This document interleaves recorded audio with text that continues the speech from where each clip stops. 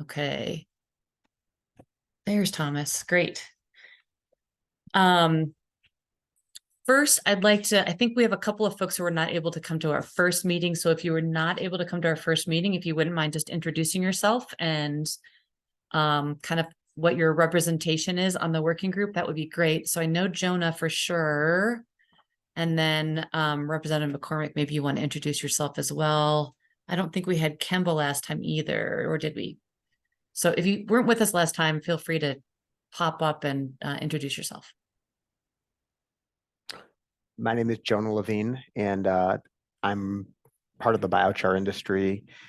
In the year 2009, I actually chaired a conference at CU Boulder. I had recently finished a master's degree in utility engineering and became very interested in biochar. So we ran the first national meeting here in the state of Colorado, which is a really cool thing for the state of Colorado in biochar. Subsequently to that, I've helped run companies from 2009 to the present time that have made biochar equipment and brokered biochar and sold our produced biochar, helped fund the U.S. Biochar Initiative, done a variety of other things. But I come at this from a standpoint of producing and selling chars in industry. Great, thank you. Kemba, were you with us last time? And if not, do you want to introduce yourself? And if I forgot you were with us and introduce yourself, I apologize.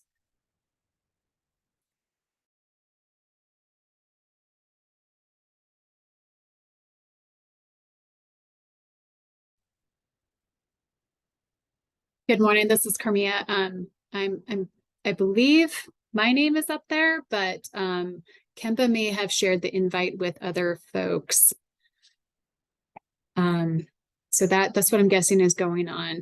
Okay, great. So I don't know who's under Kemba's name, but welcome. Right, Matt, is that you?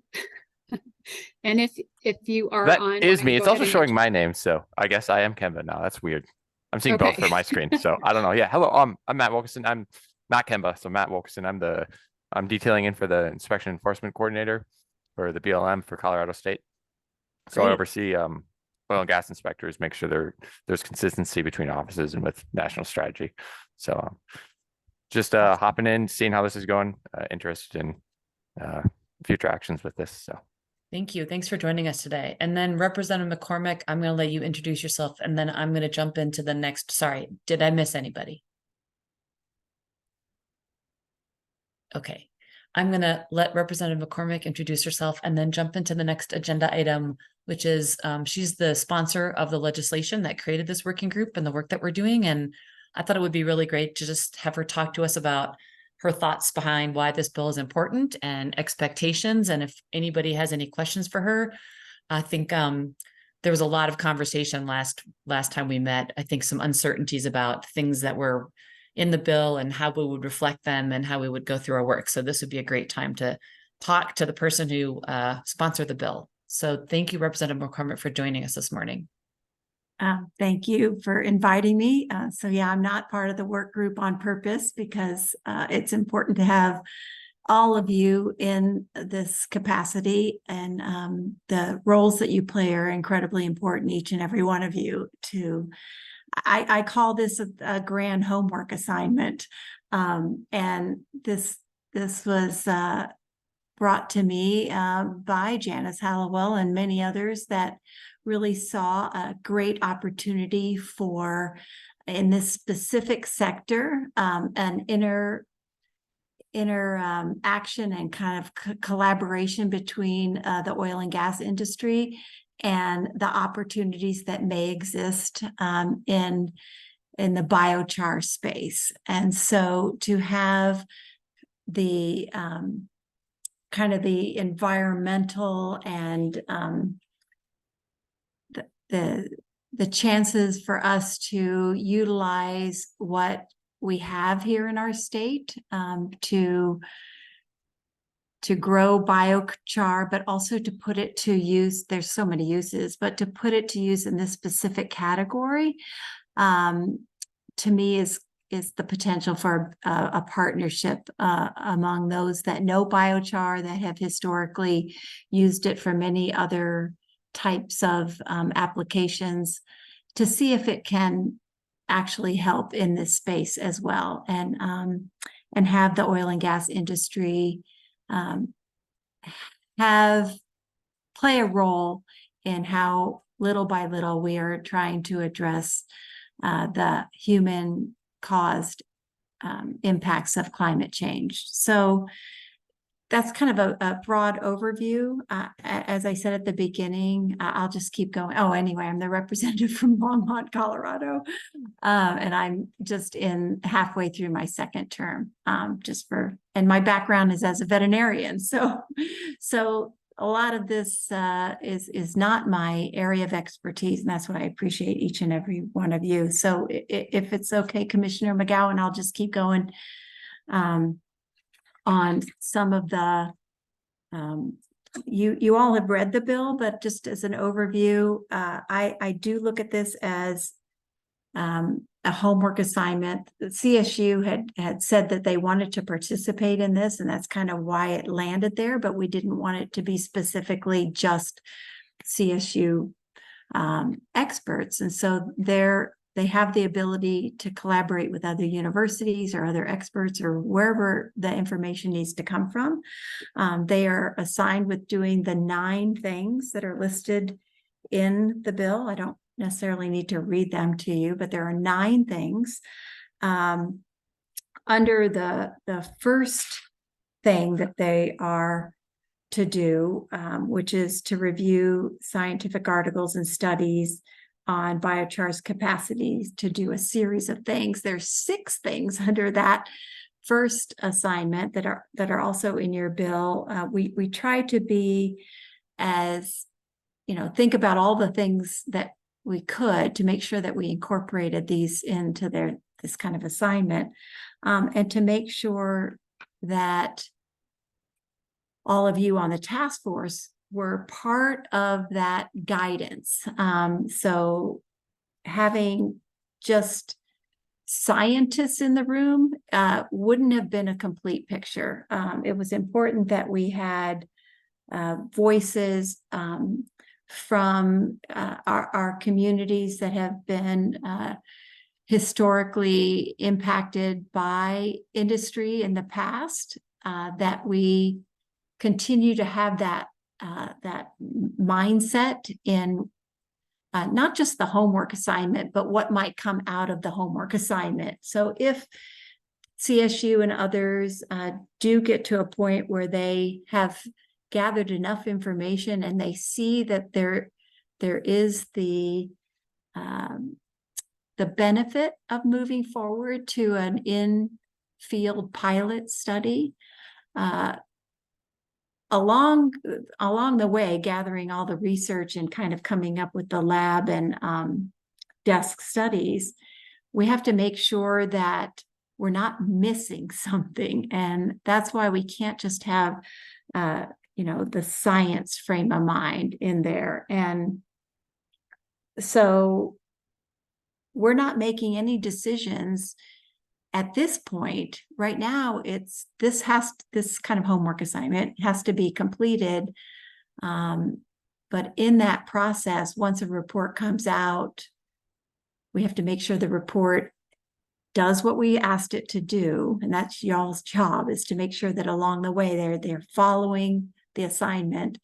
But also, if it ends up being a pilot program, we want to make sure that we haven't missed voices in that as well. Like, how is that going to be implemented? Where is it going to be implemented?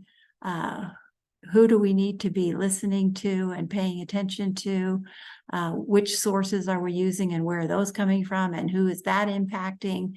So all those layers are critically important. And all of that is not specifically written into the bill because we want to allow the leeway for those discussions to happen and for you all to have some degree of control over making sure all that it is done. So this first part is, I think that the work has to be done. So I'm not you know, you guys have to talk about like how much you need to be doing in this period of time. It's really to be that sounding board and to make sure that they're doing what we've assigned them to do. And I'm sorry if I'm rambling, but that's how I see it. And I want to make sure that if it ends up being a pilot, that we pay very close attention to what the results of that pilot are going to benefit. Are they benefiting the oil and gas industry? Are they benefiting the landowners where those that pilot is? Is it benefiting the biochar industry? Is it benefiting the communities near them or not? Is it benefiting soil? Well, we're not going to get into soil. Is it benefiting air quality in those areas or not? And all the steps that lead up to that, you know, is the biochar being produced in a place in a way that is beneficial to those communities? Like, where are we sourcing that? You know, are the studies that are leading up to the pilot robust enough? Is there something more that needs to be done before we get to a study that they discover, like, oh yeah, we can't quite get to an in-field study yet because this, and so that's how I see y'all's job is to just ask the questions. No question is going to be out of line, because I can't be in the room, and you know better than I do anyway. So I'll just take questions. I hope that was helpful and not too rambly. And again, I thank you, because I am not the expert, and we just did our best to make sure that we wrote this in a way that allowed for some flexibility and voices along the way. So I see Stephen has his hand up, and if anyone else has a question, just raise your hand. Hi, Stephen. We'll ask Nice to meet you. Hi, Representative McCormick. Thank you so much for making time to meet with us today and to discuss the important work that we're here to do. I live and work in Rifle. I was very, very excited to see Representative Velasco listed on the bill, and I'm always happy to get involved where I can. I am the member of the working group that's appointed from the Environmental Justice Advisory Board. As the actual board member, not the disproportionately impacted community member. That's Michelle, and she's unable to join us here today. The question that I have is, would you be able to, I guess, speak to the state's or the legislative priority on biochar itself as an industry, as opposed to, you know, this specific subsection to oil and gas? My concern is, you know, are there other bills in the works? Are we looking to introduce similar pilot programs elsewhere in other industries that utilize biochar? And in doing so, you know, are we looking to significantly ramp up that production?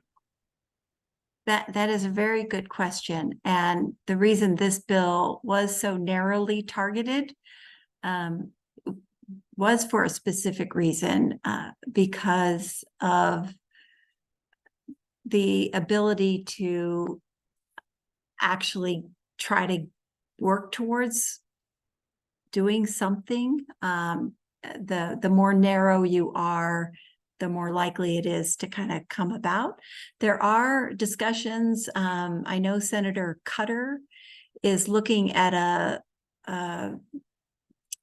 larger, I don't know if it's a study or what exactly, on more broad uses of biochar and kind of the biochar economy. So I can't speak directly to, but I do think that there's a growing interest in biochar uses and applications because of a series of things. You know, our pine beetle kill that we have in our state is tremendous, and the more talk about biochar in the media and attention to its ability to permanently sequester carbon has raised the volume on it as a way, the whole planet is looking at ways to mitigate the effects of climate change. And so removing carbon from the carbon cycle in a way that is not further harming somehow is bringing it to light. So yes, I can imagine. I don't know what Senator Cutter's working on specifically. She told me she'd keep me in the loop, but I haven't heard anything yet. So I think it's going to be important to continue to have these types of discussions where we're not going into something with our blinders on and not listening to the voices of those involved. So be glad to connect you with Senator Cutter as well. Make sure that she's paying attention to everybody. Thank you. Do you have another question? Oh, I just had a brief follow-up. I really appreciate, I think you hit the nail on the head, Representative McCormick, when you mentioned, the benefits to the communities that are associated with biochar production facilities. So, my concern is we are looking at a very specific application and a downhole oil and gas capacity, but I just wanted to get an idea of to what extent are community voices being involved, centered around the actual production of the material. And that is part of it, even in this study, like where will we source it if it comes to that? And is that source, the best source for quality and impacts to where the biomass source is coming from, as well as where the pyrolysis ovens are happening. All of it. It all has to be taken into account. I think I see Thomas has his hand up. I just had a comment. Hi, Hey. Thomas. Hey, I'm Thomas from Colorado State University, professor, and I'm leading the CSU team on this effort. Thank you. Thanks for your very nice overview, and it makes perfect sense to me the way you presented it and giving us the leeway to pursue what we think and believe is important in this aspect. Just to chime in on this little discussion here about when is it a good idea to even consider the use of biochar for all these different end use. And I mean, we've been studying biochar for so many years, right? And honestly, a few years ago, it's like, okay, it seems like biochar never ever makes economic sense. But then in recent time, there's been these uses of biochar for like either an industry where it can bring a tremendous amount of value. So for example, as a soil amendment, it's very expensive to produce biochar, transport it. The transport often, totally eliminate all the carbon benefits, right? If it's not being produced close enough to the source, it often doesn't make sense when you start to look at a life cycle analysis of carbon and so forth. But when you're thinking about producing a solvent in this case for either methane or toxic gases, biochar can suddenly be a great substitute for more expensive solvents, such as granular activated carbon and so forth. So what is really important and what we are going to do here at CSU is we are going to do some techno-economic analysis, because if the economics makes no sense, the application of biochar probably will make no sense either. It has to make economic sense. And so I think now there's a lot of higher value opportunities to apply biochar that is and will become economically beneficial. Okay. And that's what I like about this project. And there's so many interesting end-use potentials for these well-packed sites. We as most of you know, we'll be looking at, hey, can we incorporate biochar into cement? Cement has a huge carbon footprint, and we'll be doing these studies here, and we'll be doing mechanical strength testing of biochar in cement. That might not work, but we will still be able to, if it doesn't work, we'll still be able to potentially fill out the gap between the cement caps, right, the biochar, and use it as a way for storage. The other thing is around these well pad sites, I've been working oil and gas for a long time, and one of the big problems around the well pad sites are the contamination. There's a lot of contamination, and sometimes if there's not contamination, it is really hard for the oil and gas industry to get signed off from these well pad sites, because in order to get signed off, legally speaking, you have to be able to show that you can grow grass successfully for 2 growing seasons. And oftentimes you have so much compaction around these well pad sites that you cannot, even when you decompact, you can't get this grass to grow. And biochar, as you mentioned correctly, can go in and actually help decompact and optimize the soil health and allow for successful growth. We actually have a big study in my group where we are, studying, the impact of biochar on revegetation. So I think there's so many, just the whole topic of using this for this particular purpose, we will be successful at some extent. We just have to figure out, the full extent of that. And so anyways, I that's why I think this purpose and this bill is a good one. It's a good example of where we could potentially be very successful with biochar applications. Thanks, Excellent. Thomas. And just to comment on that, and I saw your comment, Stephen, we actually at the beginning of this bill had soil remediation in the bill, because we do know that the soil health potential is tremendous. We had to narrow it down because that was going to involve even more agencies, Department of Ag, and all there's just so many other things. So we're like, okay, we just have to focus on the whole. And but that doesn't prevent anybody from doing that someday. It's just we needed to study well plugging. And so thank you for bringing that up, because it was originally in the bill. And I think potentially Representative McCormick, I assume or hope that maybe as part of the recommendations that this group makes, we could say there might be possibilities for other applications and put that in the recommendation, but focus on the plugging. Yes, absolutely. Of course, this is not going to limit its application other places. It's really just study the feasibility of, will it work in this application? Yeah. And we'll definitely do that. We'll definitely do that. I mean, and there's a lot of work already on this.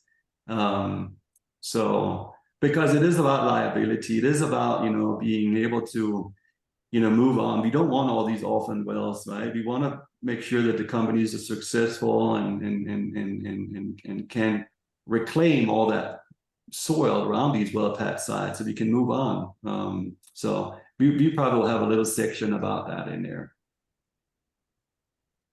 I'm going to let Jonah ask a question, and then I have a question. And unless anyone's got something burning, I'm going to honor Representative McCormick's time and then try to help us stay on our agenda time frame too. So Jonah, and then if anyone else has a question, let me know. And then I have a question. So thanks and apologies that this isn't a question, but just to say, I like that this is focused on downhole, because all over the country, there are many studies going on, many agricultural actions, carbon market actions, many other things. This is quite unique, and its uniqueness and its, I don't want to say single-mindedness, but its focus should allow us to come out with progress. And I think that was the intent. So thank you very much for that. When we get to the space of economics, I would just remind the whole group that there was commercial scale wind in 1978. It was not until the year 2003 that it was truly being implemented. And so we're going to see downward economic pressures. When we get there, I'm very glad to share with the team cost of productions, volumes of productions all over the country, and associated costing. So I think that should bring a lot of light to the table, and everything that comes along with it, the embodied emissions, the LCA. So all of that is available to us anyhow. So thank you for the focus in the set of work. It'll be fun to engage in. Does anyone else have a question or a comment for Representative McCormick? Okay, I don't see anybody. Representative McCormick, I was wondering, one of the tasks in the study is for us to look at what other states are doing, what's happening at the federal level, potentially what's happening internationally in this focus space. I was wondering if it would be possible for you as a legislator. I don't remember if it still works this way. So it's been a while since I've interfaced with the National Council of State Legislatures. I think state legislators can ask NCSL to review things on their behalf. And I don't want to speak for Thomas, but I think we're kind of trying to figure out the most expedient way for us to make our way through that task. And I'm wondering, one, do you think that's how that still works? And two, if it is, if you would be willing and able to submit a request to NCSL to ask other states if they have specific legislation regarding biochar and oil and gas activities? Yes, that's a great idea. So that is, are you referring to the second thing on the CSU to-do list? Again, I'm going back to the homework assignment. Okay, review any applicable federal laws and laws of other states that address the use of biochar and the plugging of oil and gas wells. That's exactly right. Yeah, thanks for bringing that up. I can absolutely do that.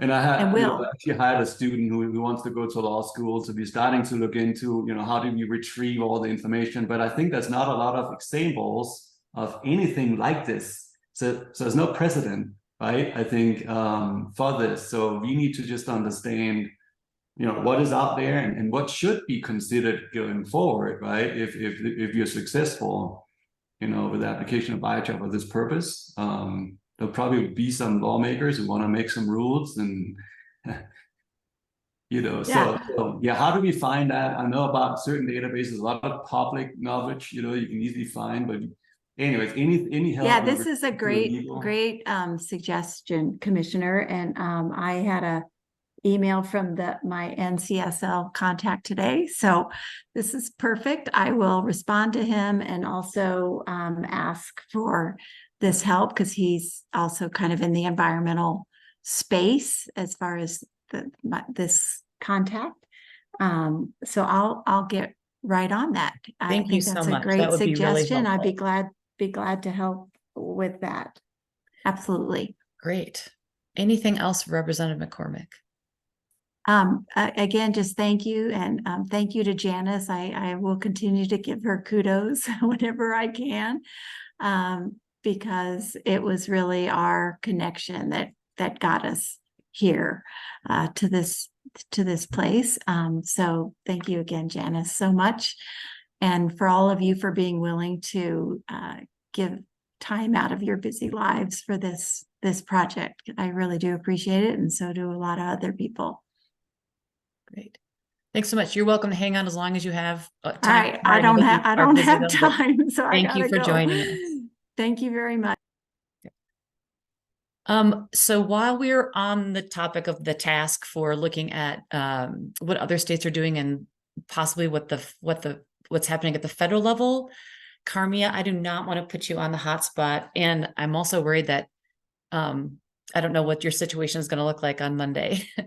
I'm wondering if you have some ideas or suggestions for how we might be able to figure out what's happening at the federal level, looking at biochar and its application for oil and gas operations, specifically for downhole use. And I'm wondering if you have any ideas for us. So I have been reaching out to some folks, primarily within the BLM, just to get people thinking, and I have not heard back on anything yet. I think, as all of us have said so far, this is really unique research. I know that there was a lot of concern about researching the use of biochar in the cementing process plugging the wells, just because it introduces biotic matter, and it could potentially create like an H2S environment, and so there's a lot of concern there, and it could also affect the integrity of the cement. So Thomas, I definitely wanted to relay that to you, folks' concerns from the petroleum engineering side of things.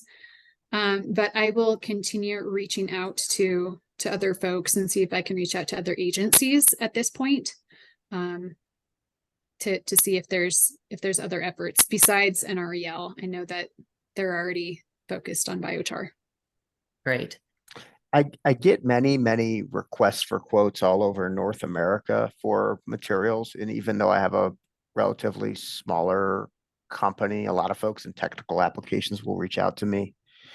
I will say that I believe I've only had one group actively requesting quotes for downhole use. And I think it was for a Louisiana application.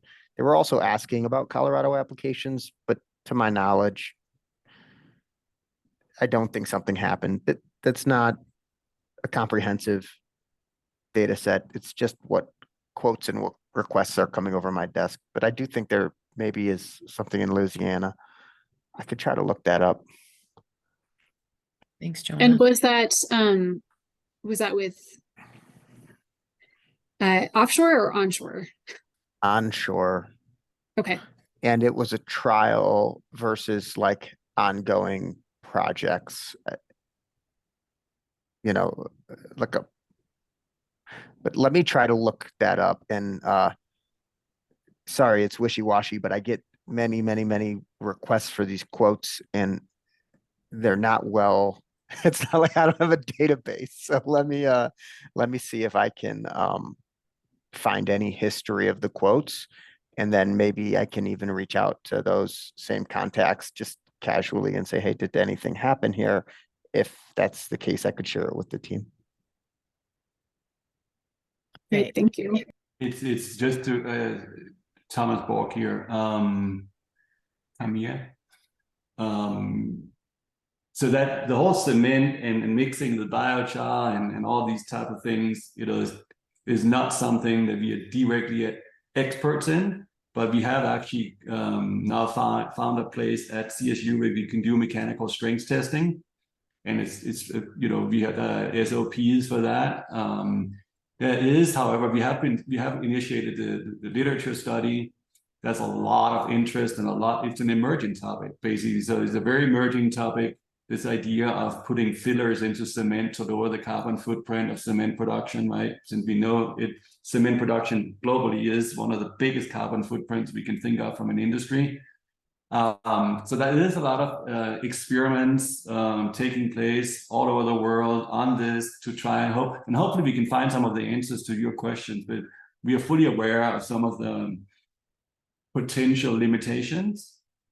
And we are, of course, going to look at whether there's opportunities. I think there are potential opportunities for doing this. It all depends on what the cement needs to be used for, right? The mechanical strength might not need to be super high for capping a well. Maybe it does.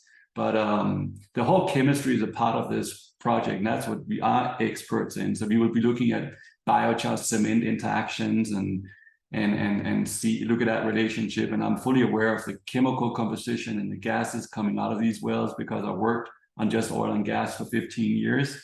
But it's a very interesting topic.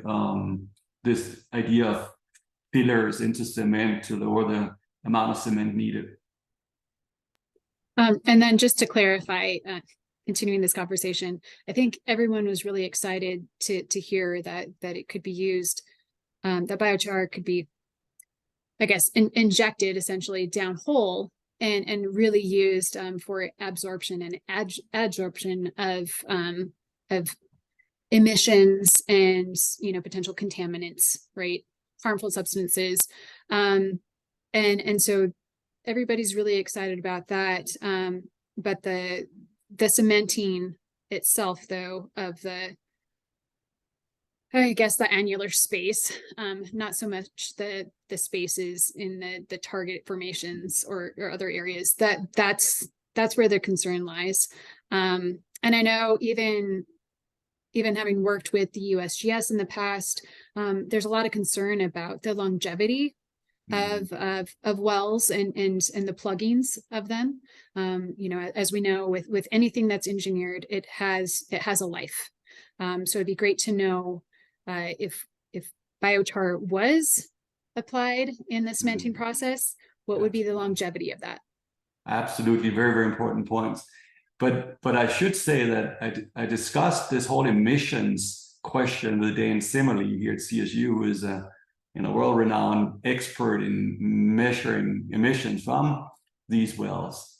And basically, it is pretty well known that capping of wells, when you cap the well, following all the guidelines that are out there, the emissions are not an issue. So there are not, you do a good job at capping the well, there are no methane in significant amounts escaping from these wells, according to all these new studies and surveying hundreds of wells, measuring the methane monitors and so forth. So the problem is, of course, before capping, there's a lot of things that can come out of these wells. But right now, it seems like the technology and the people who do capping of wells, they do a really good job. That's what he told me, Dan Simmerly. So Janice has had her hand up, so I'm gonna let her jump in here. Hi, thank you. Well, so since I raised my hand, so many things have gone by that I just want to say, first of all, the trials in Louisiana, I think I know who was involved with that. That was the Mark Mersman group. And as far as I know, they didn't really do a scientific study with data. They just tried to get proof of concept by throwing some biochar down a well, as far as I know. Second, let's see, the idea of cement in the holes, in the capping and the plugging. The research that I did in talking with the engineers at Stony Brook and also reading research about it, it seems that something like 25% of wells fail within a reasonable amount of time. Like, I can't remember if it's 10 or 15 years, because of the Portland cement, because it's so soft and crumbly. And the researchers I talked to who have been doing biochar in cement and with various applications in the lab were very interested in the idea of it making the biochar making the cement stronger for this application, stronger and more flexible, and would like to see that further developed and proved out. Let's see. I think that was it. There may have been another thing that went by me, but those are the two things I wanted to comment on. So glad to see everybody here today. you're mute. Sorry. Really good conversation happening. Dave has his hand up, and then well, Dave, you go, and then I'm gonna see if I can get us onto our next task. Okay, just to offer the state's perspective and a little bit about my background. I'm licensed as a professional engineer and a professional geologist. I served as the West Region engineering supervisor for 10 years and as the engineering manager for a while. I remain very concerned about potentially using this material in cement plugs, pretty much echoing everything that Carmia already said. Our rules don't allow materials other than those used in plugging for a reason, and that is again to limit an additional variable that goes into an already complicated process. So I just wanted to make that known, and I will be probably reiterating that throughout the study and just making sure that we consider that. Representative McCormick mentioned making sure that all voices are heard. I mean, to me, one of the biggest voices will be the surface owner, because we'll be coming onto a location, this is intended for orphaned wells, and we have to essentially go to the surface owner and say, hey, we'd like to perform this test, and potentially a very long-term test if we're going to be monitoring it for a while on your property. And are you okay with that? So I'm not sure how much support we're going to get there, but that will be an obstacle. So I think I hear some important questions being asked today that CSU hopefully is taking notes and putting, so I'm hearing concerns about whether or not adding something biological to cement creates an H2S possibility. Long-term strength and integrity of the cement if we're adding biochar. I'm seeing the note again about asking Lori from Mines.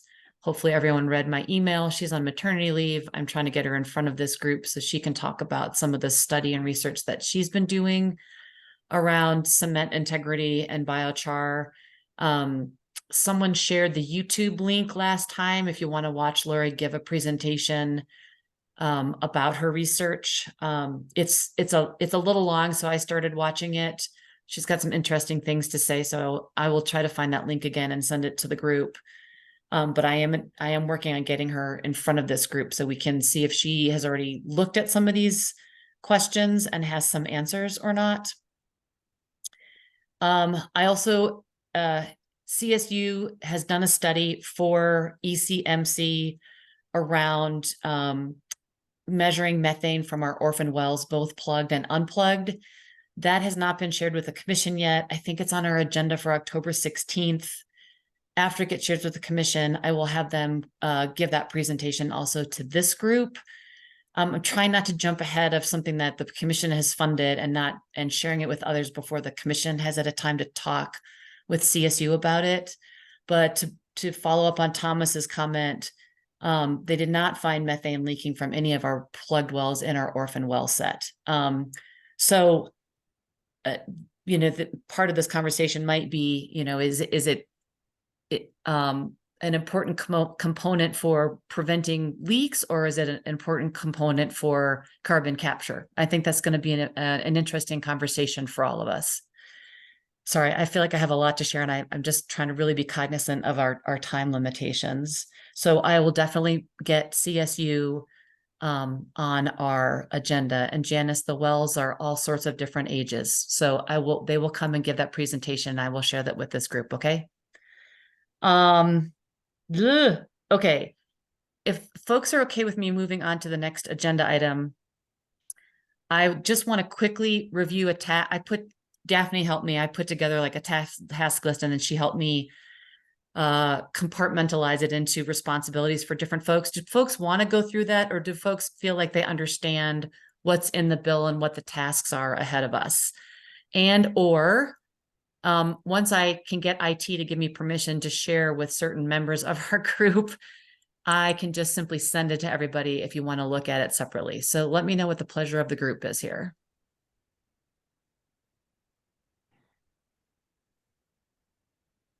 Don't all jump in at once.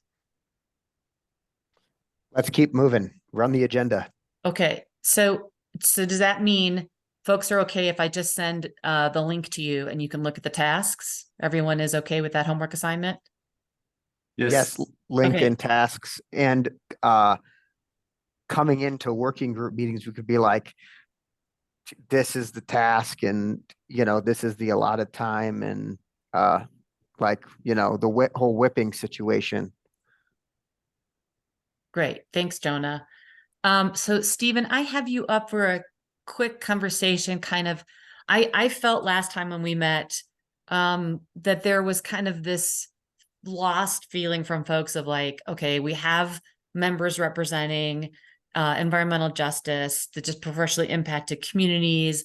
How do we apply a lens to this work, even though it kind of isn't explicitly pointed out in the bill? And you and Michelle and I met, and I thought you all had some really good suggestions about how we can keep our eye on this as we're moving forward and as this group makes recommendations and as we think about things to research and what we're looking at. And so I was wondering if you wouldn't mind just maybe 5-10 minutes sharing your thoughts that in our conversation.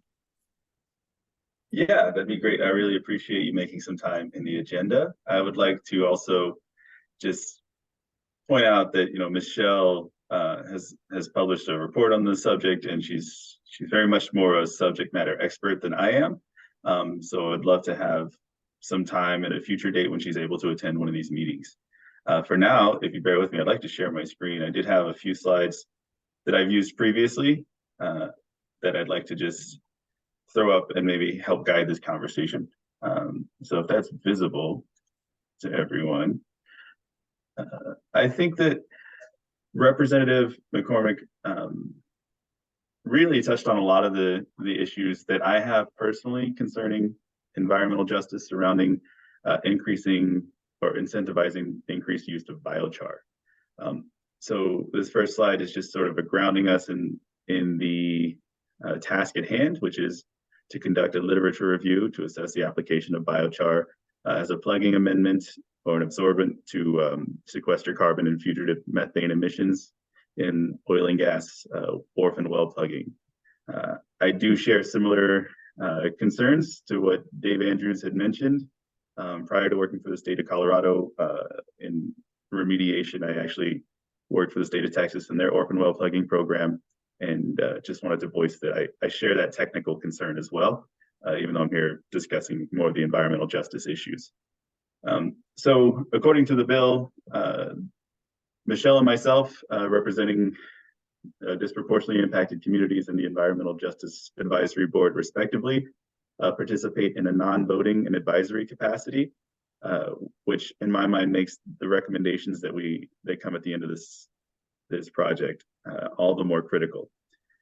So a short way to think of applying an environmental justice lens to this situation, in my mind, comes from consideration of community impacts throughout the entire life cycle of biochar, from sourcing the material to its production and its final disposition. This means also keeping in consideration not only the communities potentially impacted by plugging and abandoning the wells, but also the communities that are affiliated with these production facilities. And then also to keep an eye on considering the cumulative impacts of incentivizing this production. Essentially, you know, in my mind, if this is to scale up, and this is beyond the scale of a pilot program, but if we're to scale this thing up and incentivize an oil and gas industry in Colorado to use it, you know, what are those increased demands on the communities? And feel free to jump in at any time if anyone's got any questions. I can't really see any hands up or anything. I've got a few, I'm not sure what everyone's familiarity with the concept of environmental justice is, so if you bear with me, just these few intro slides that I happen to have on hand. So the EPA defines environmental justice as fair treatment and meaningful involvement of all people, regardless of race, color, national origin, or income, with respect to the development, implementation, and enforcement of environmental laws, regulations, and policies.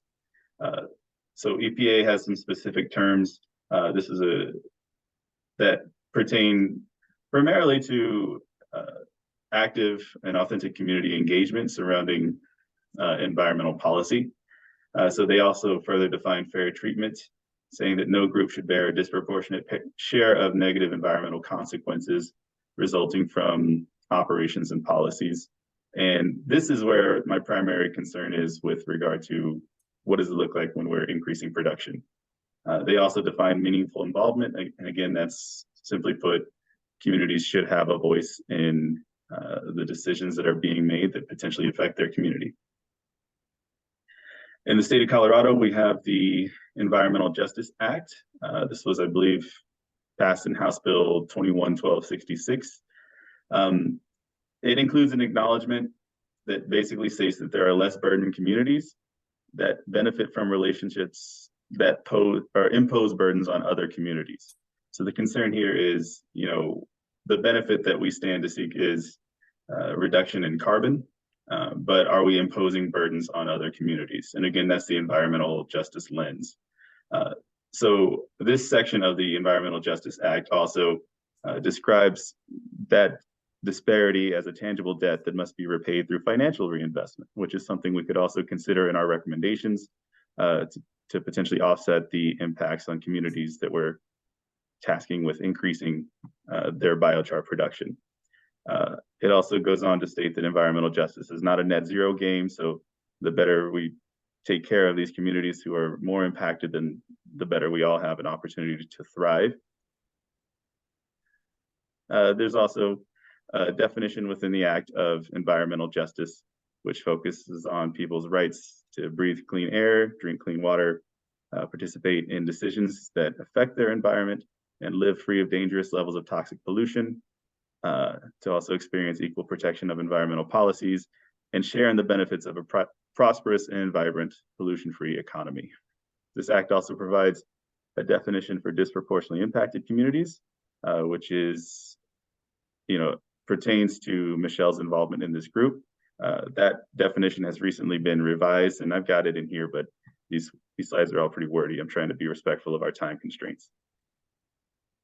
So with regard to environmental justice concerns specific to biochar, again, the concern is public health from the process of creation. The incinerators, or I looked to incinerators as a potential source of emissions, or kind of a model in my mind of what they could be dealing with. So that includes emissions of particulates, carbon monoxide, acidic gases, particles, metals, PCBs, PAHs, depending on how fire and things are maintained. You could get PFAS in there.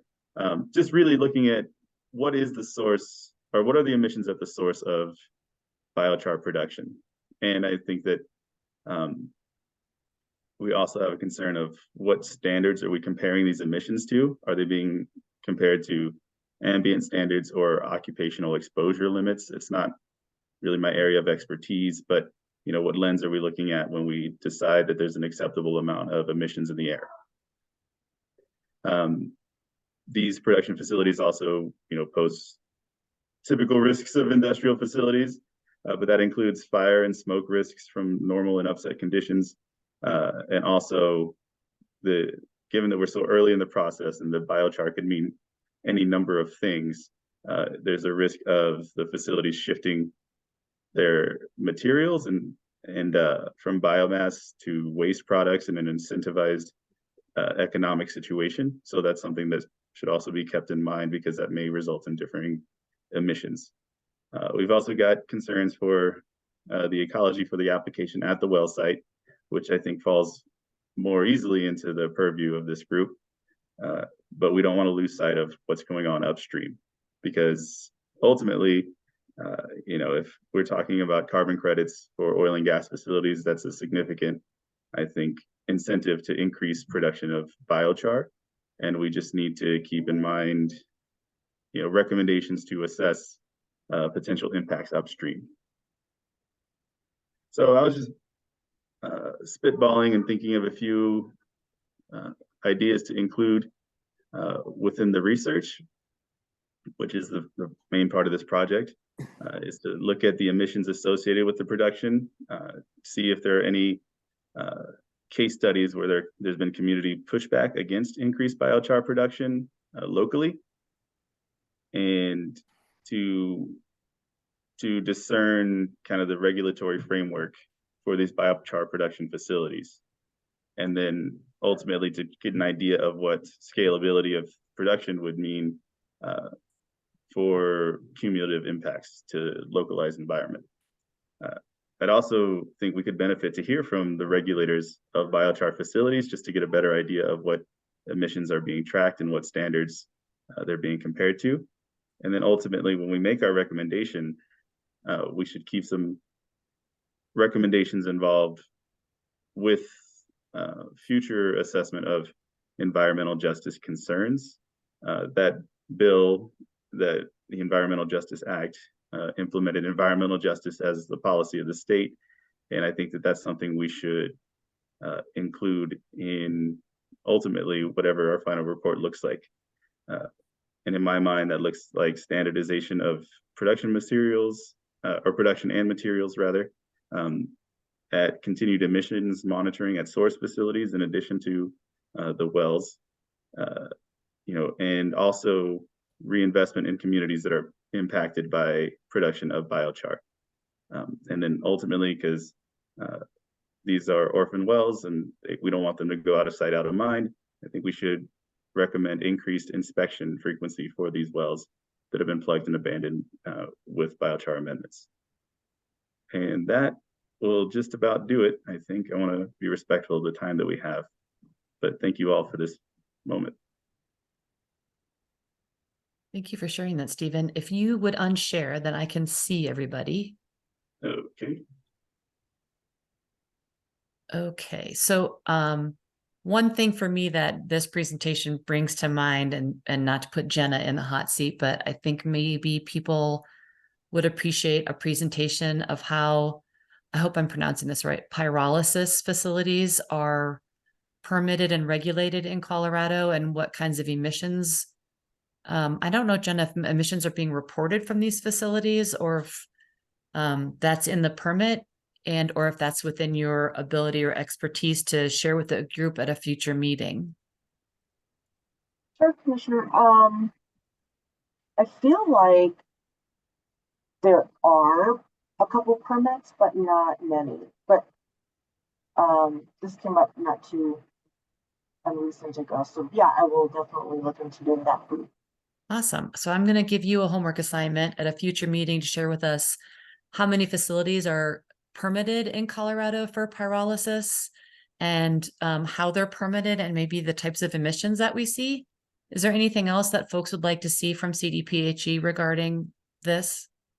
I think Stephen had a slide too with things that would be great to have information on. And Stephen, if you wouldn't mind sharing your presentation, then I will add it to the thing that I'm going to put together for everybody to have access to. So And yeah, Thomas, I think, had I his. just have a comment, to Stephen's presentation. I mean, the emission. So we actually have another project funded by NOCS, and it's a project funded on transformation of PFAS during pyrolysis of biosolids. I mean, so biosolids, a municipal biosolids, another potential source for biochar. And, across the country right now, there's a lot of concerns with respect to PFAS being introduced into agricultural environments from biosolids application, causing several states to ban biosolids application. And so in that case, Stephen, when you pyrolyze biosolids that have pharmaceuticals, personal care products, PFAS, and so forth, there is the potential for transforming these PFAS into C2, C4 short chain length volatiles that are still fluorinated compounds and potentially carcinogens.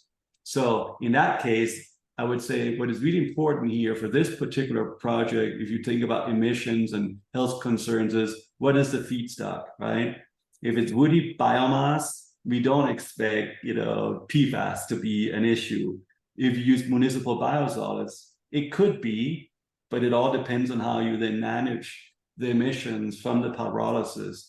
So we have a lot of these types of studies going on, and with respect to pHs and some of the naturally occurring compounds that you will form when you produce biochar, Enroll and my colleagues down there, such as those folks, they are able to basically do pyrolysis in a setup that allows for full mass balance. So they can characterize all the emissions, all the pHs that comes out. They can basically characterize the oils that are being produced, and they characterize the biochar that's being produced. So I think, it's a feedstock issue. I think it's an important issue.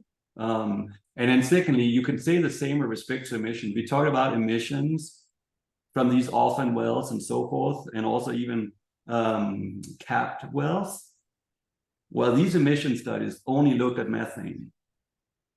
Okay, so I think a good question is, is methane is it a good representative for all types of emissions? Can we exclude that if methane is not being emitted, that nothing else is being emitted, right? And so in order to do that type of studies, it requires very complex chemical sampling and analysis.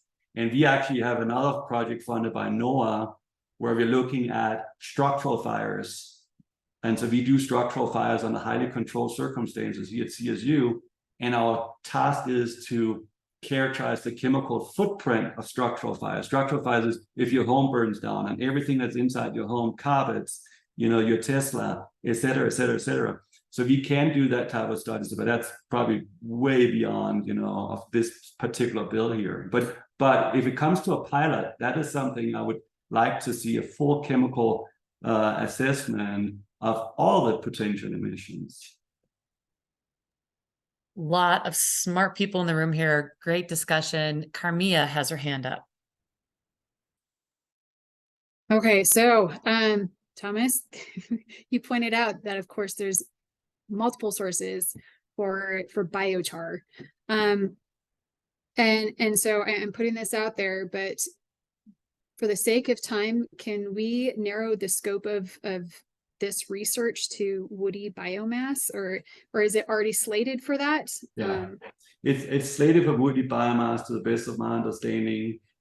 But I just wanted to tell you guys that I had a discussion with my group yesterday, and another big environmental issue right now is plastics, right? And there's actually a lot of investigations into using mixed feedstocks to produce biochar. So for example, since plastic is such a big pollution issue, also very little plastic is being recycled. A lot of people are looking at taking the woody biomass and all the plastic, I'm just saying something, all the plastic bottles in Colorado, and do co-pyrolysis and maybe use that as a way to. The vast majority of chars in North American markets today are woody biomass. The vast majority of chars in our state today are woody biomass. I think it's a great suggestion to limit the scope to that. I mean, having a note that saying other people are looking at other things and it's a source of future questioning is a good question, but I think it would be more productive to focus on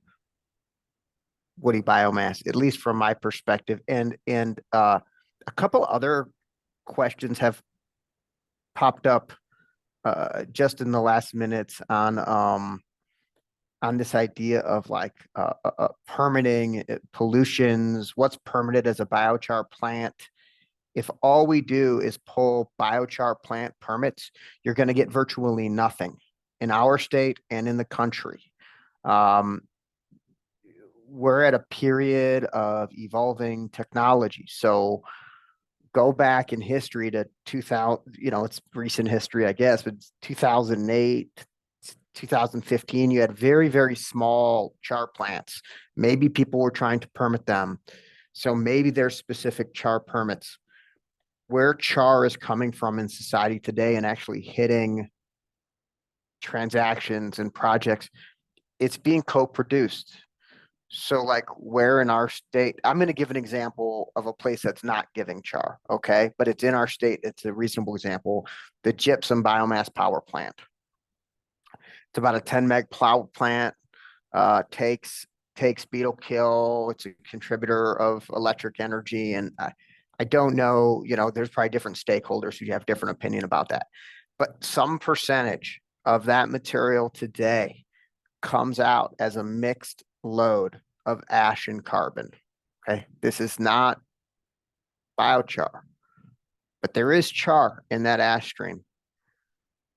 This is how chars are coming into, by and large, this is how chars are coming into society today. So when we look at, what's actually permitted, the permitting and regulation is the current permitting and regulation for timber kilns, for biomass power plants. That's how this material is bringing to bear today. It's not like you have a permitted biochar plant. I think I'm sensing general consensus that we want to stick to pyrolysis as it relates to woody biomass. And I think that my understanding is we have two facilities, yours and one in Weld County, maybe. If There's a folks think group. there's I more. think there's a permitted grouping of kilns There's a permitted grouping of kilns in Berthoud, which I think would be the Weld County. And I have pilot plant in Pueblo, which was under, is it an A pen? It was Yep. below the thresholds needed, so it didn't need a permit. That plant Right. doesn't run, that plant doesn't run on a daily basis. So we're just not gonna get much. But like there's timber dry kilns in Montrose. They're not providing char to markets, but they make char every single day. So So I think what this group is asking for, Jonah, is just kind of an understanding of what kind of emissions would be coming from pyrolysis of woody biomass to make biochar. And I think a place for us to start would be with CDPHE and seeing what is permitted, if anything, for pure biomass production. Sorry, I don't know if I'm saying this all right. And I'm going to let Jenna kind of parse through, and she can present to us what she thinks is appropriate to share with the group. I'm not trying to say that it's better or worse than any other industry's emissions or processes. I think simply what Stephen is asking as we're making our way through our recommendations is to recognize that perhaps or potentially the process of pyrolysis and using the woody biomass does have an emissions probably profile and maybe some things that we should think about. The pros, the cons, the good, the bad. So I'm not 100%. I would just say, Jenna, if Jenna's going to pull the sort of the biochar permits, we should also pull examples of biomass power plant permit, like a Title V biomass power plant permit and timber kiln, like thermal treatment permit, because those are all. Okay. So I don't even know if we have those in Colorado. So I'm gonna let Jenna take it and then present to us. If you have questions for Jenna or things that you are thinking you might want to have included, let her know. Are you okay, Jenna, if people reach out to you? Great.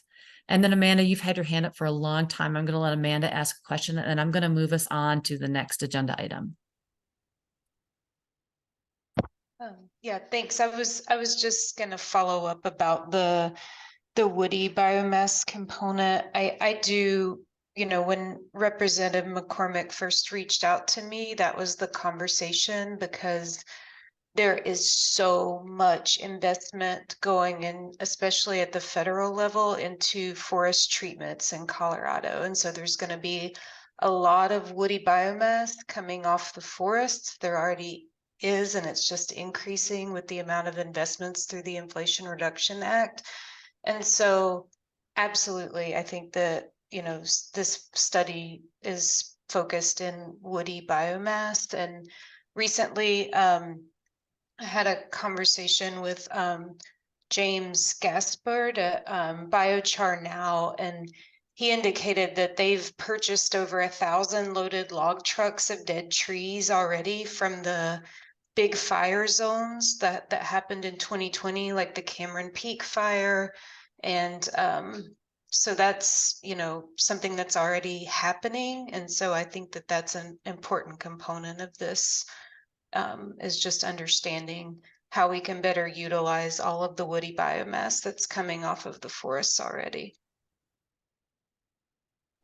Great. So what I'm hearing consensus from the group, this is only about woody biomass. That's the intent of the legislation.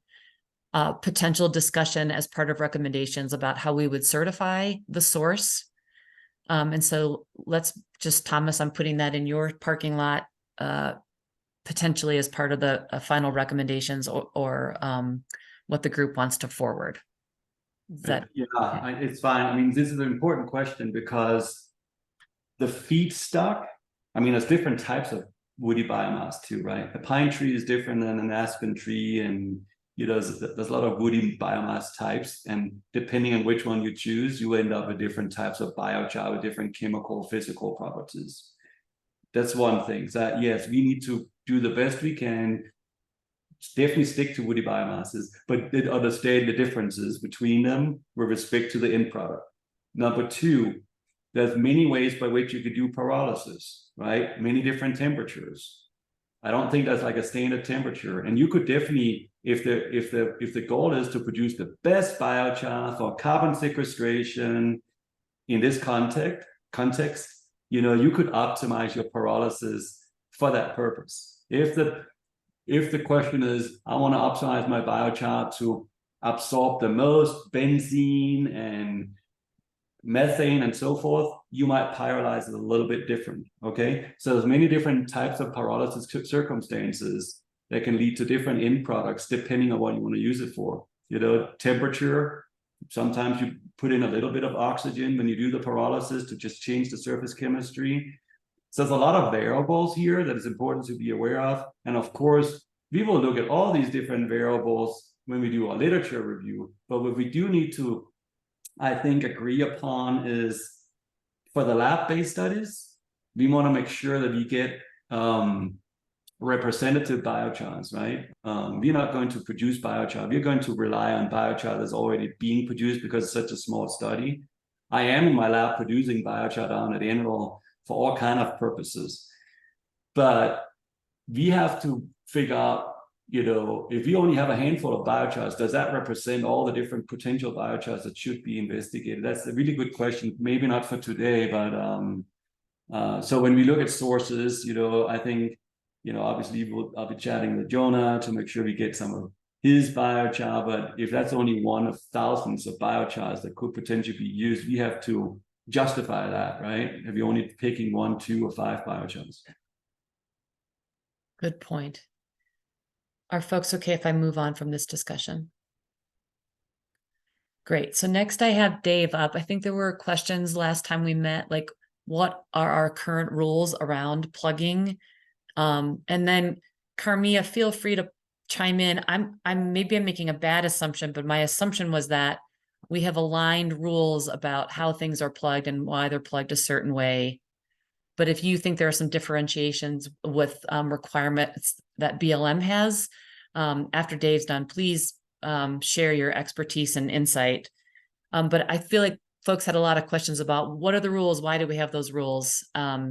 And so I thought it might be helpful to have Dave just give us a summary presentation about how that works. Thanks, Karen. And is there anyone after me with another presentation? I just want to know how much time I have.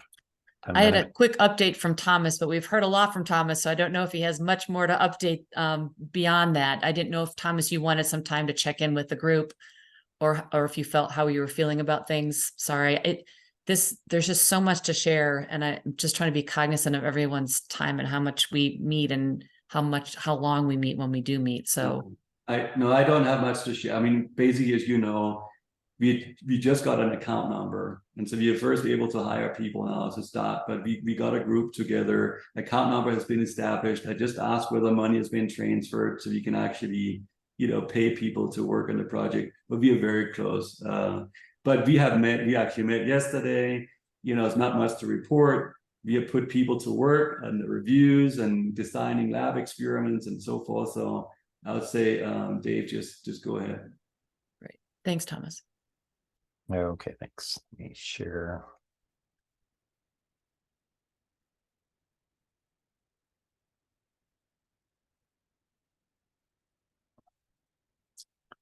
And I got to get my Zoom bar out of the way.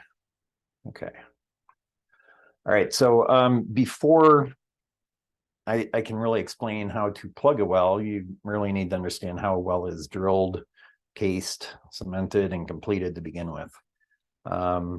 Everyone see this okay? Karen? I can see it, yes. Okay. So this would be about the simplest situation that we would have with geology as far as drilling an oil and gas well. In this case, we have a groundwater formation that's somewhat close to the surface, a fairly thick confining formation, which is usually a shale, and then an oil and gas, I also say produced water formation here because this came out of our wellbore integrity rulemaking, where we were trying to emphasize the point that most oil and gas formations also have produced water along with them. Okay, so first the operator would drill a surface hole, and that's drilled with water-based mud so as not to contaminate the groundwater formation. After they've drilled down below the groundwater formation, the surface casing would be set in the hole. And then cement actually gets pumped down the casing and then comes back up the annular space around the casing. And that is the between the casing and that cement, those are the primary protections for the groundwater zone. After that process, the operator performs a formation integrity test, which basically means drilling out 50 feet below the surface casing and pressuring up the formation at least to a point where the mud weight that's required down towards the bottom of the hole it basically pressures up to that point to make sure that the formation below the surface casing does not break down with that pressure. After that, the operator would drill down to the producing formation or the target formation. That's called the production hole. Then they would run their open hole logs to verify the geology and where they have any water zones, oil or gas zones, primarily so they know where to complete the well. After the open hole logging, the production casing is run in the hole. And similar to the surface casing, cement is pumped down the casing and then back up the annulus to a certain point. And that point depends on what the regulation is in the rules or basin specific requirements as far as height above the oil and gas producing formation in the annular space. Next, the operator would run cased hole logging tools. And the main purpose for that, or the most common cased hole logging tool, is a cement bond log. And that's to verify that they met their required height above the producing formation. So similar to protection of the groundwater zone, the cement on the outside of the production casing is intended to make sure that the oil and gas is just going in the well and then up the well, as opposed to traveling along the annulus up the wellbore. Next, you would fill the hole with completion fluid, lower the perforating gun, complete the formation in the target zone. So the perforating gun shoots holes through the casing, through the cement, and into the formation to allow a pathway for the oil and gas to enter the wellbore or enter the casing. Next is the hydraulic fracturing operation. The vast majority of all wells in Colorado have been hydraulically fractured. The exception would be some of the earlier discoveries, and we're talking typically early 20th century, where they may not have had to hydraulic fracture.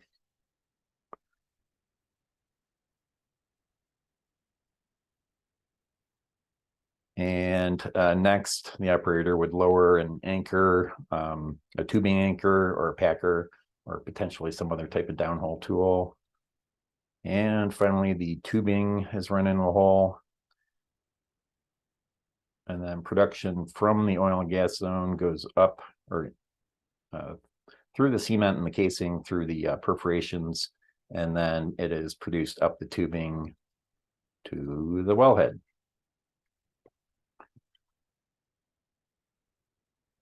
Okay, so that's about as basic as you can get for wellbore construction. Next, this comes from, oops, wrong one. Next one comes from the 2020 wellbore integrity rulemaking. I will not be going through the whole slideshow here. So I will skip kind of quickly through to the slides I'm trying to showcase.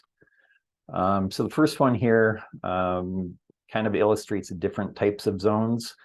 This wellbore is much more complicated than the last one. In this case, we have multiple groundwater zones near the top, an intermediate groundwater zone, a lower groundwater zone that's near the producing formation. So the construction methods for this well are a little bit more complicated than the last well. And that is because we need to protect each one of those individual zones. In between, there are confining formations. So again, that would be a shale.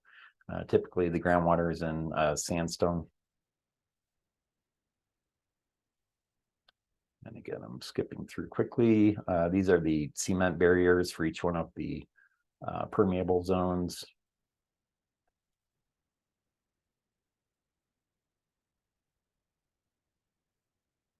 Okay, I'll move on.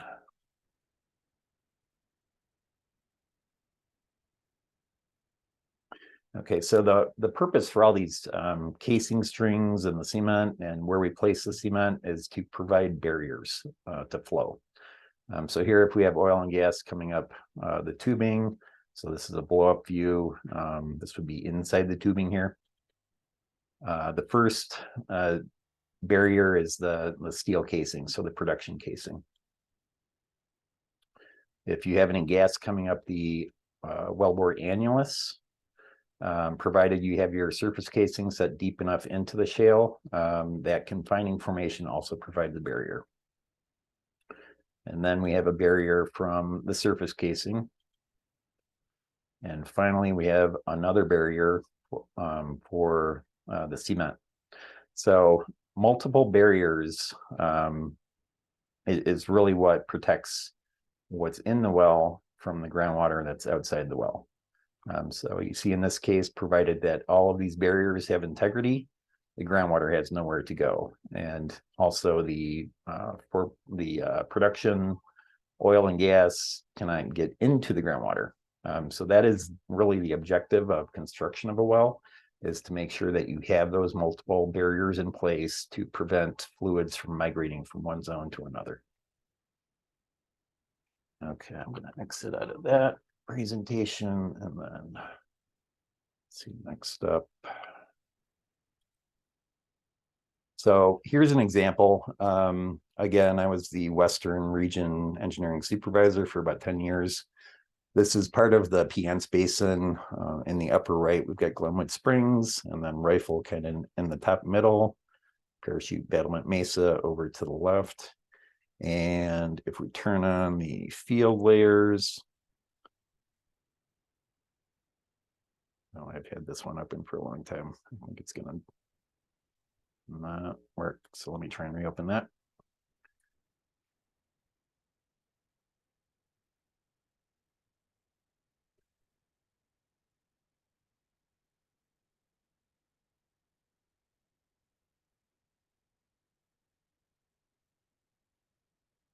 Okay, that's not working very much at all.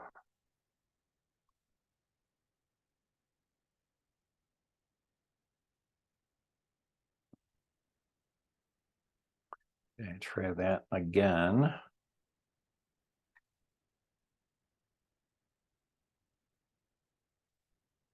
So in the Piance Basin on the west side of the state, the burgundy dots here are all the oil and gas wells. And I will turn off a couple of things here. Okay, so we've got lots of oil and gas fields in the southeastern part of the Piance Basin. And just to give you a flavor of how much things can change from one spot to another, the field down here, is, if you can see my cursor circling towards the bottom, is Vega Field, which is east of Colburn. And then we've got Divide Creek Field, which is south of Silk. Those two fields are about 14 miles apart. And okay, I lost a couple of things I had in there. So the depths of production vary quite a bit. Over in Divide Creek Field, the top of the productive zone is only 2,500 feet deep. Over in Vega Field, the top of production zones down around 5,000 or 6,000 feet. So because of that difference, especially in the mountainous areas, plugs, the number of plugs and the depths at which they need to be set vary quite a bit. So let me find a different.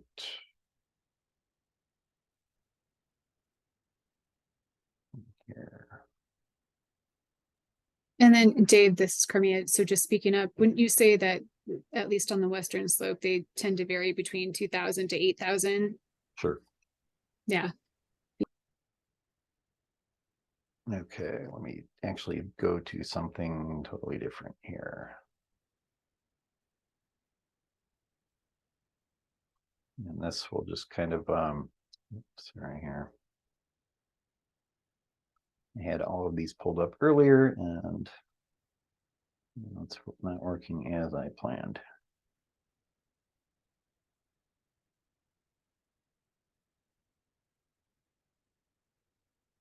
Okay, so just to kind of give you an idea, basin by basin, and I might be running out of time here, how things can change. This is Sandwash Basin in Northwest Moffat County. And go to one of the fields there.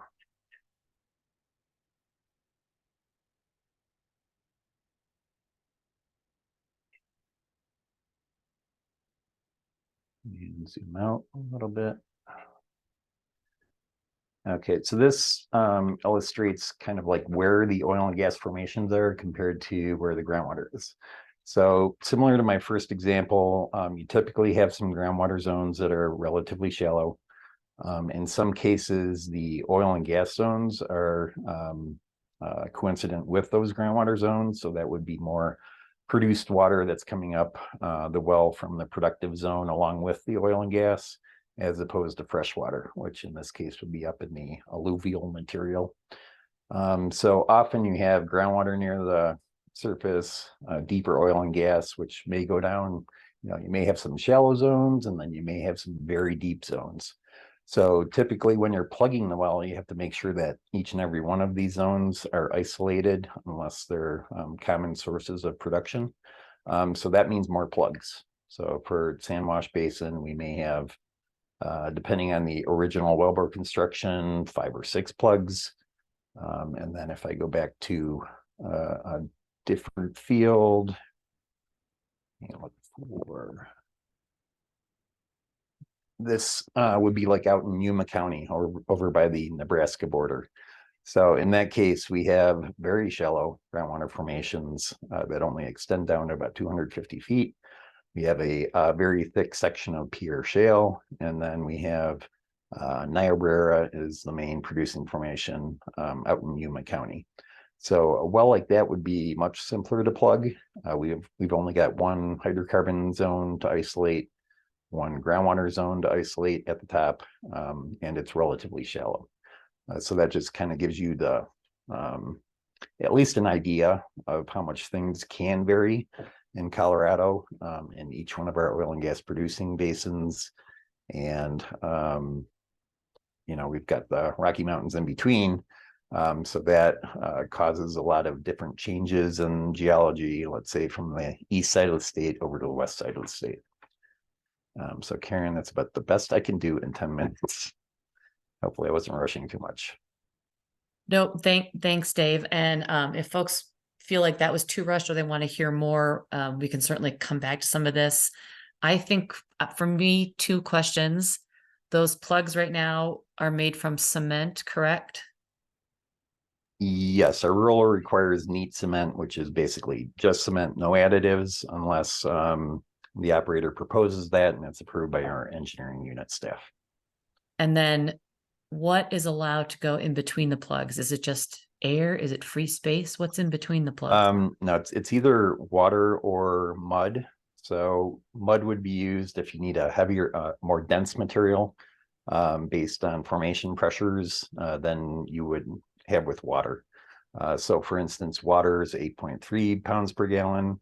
Mud may be between 9 and could go up to maybe 12 pounds per gallon. And then the cement is for neat Portland G 15 over 15 pounds per gallon. So the weight of the material really keeps the formation pressure at bay as you're setting the plugs. So something for the group to consider or questions for us to ask is if biochar were to be used in that space in between the plugs, would it have the right consistency slash pressure dash slash density? Thomas, I know you popped up, but Carmia had her hand up. So I'm going to let Carmia go and then you go. And then I'm going to wrap us up. And then if folks want to continue this discussion for next time, we can. Let me know what the pleasure of the group is. Carmia. Okay, so you brought up the fact that there's the Rocky Mountains that split one side of the state to the other. And in my mind, it generally splits oil and gas. And of course you can have a mixture of the two, but generally speaking, Front Range tends to have a lot of oil, Western Slope tends to have more gas. So once again, making sure that we can move forward with our work with the scope in mind. What do we want to focus on? Do we want to focus on gas? I know that with this legislation, it tended to focus a lot on emissions. So gas in my mind seems like it would be a place to start. Or do we want to keep it open to oil and gas, oil, what is everybody's thoughts? But I think that we might want to narrow it. Just a very quick note. I mean, most wells produces both, right? Both oil and gas. What you often have seen historically is that the gas is flared and the oil is the one that you use to sell. Now, some of these things have changed. So most wells produces both, but we mostly from an energy production standpoint, take advantage of the oil because it's the only thing that has real value in general, okay? But I think actually Dave is bringing up a really important point here, and that is that the density of the fill material between the blocks of cement needs a certain density in order to maintain the well integrity. And we all know that biochar has a very, very low density. It weighs nothing, right? So then the question is, does this material, even though it has a low density, does it still have the strength to maintain the well integrity, right? I mean, you can have, like carbon cars, that are made of carbon, right? And they're super strong as steel. And so as long as they can withstand the pressure, I guess that's what it comes down to. Dave, no, he's an engineer here, but that's a really important point that we need to consider. And I think the last thing, and then I need to leave, is this idea of, are we primarily focusing on biochar as a way to lower the carbon footprint? Or are we primarily looking at biochar from the perspective of limiting emissions of toxic gases? And again, if you have plugged a well,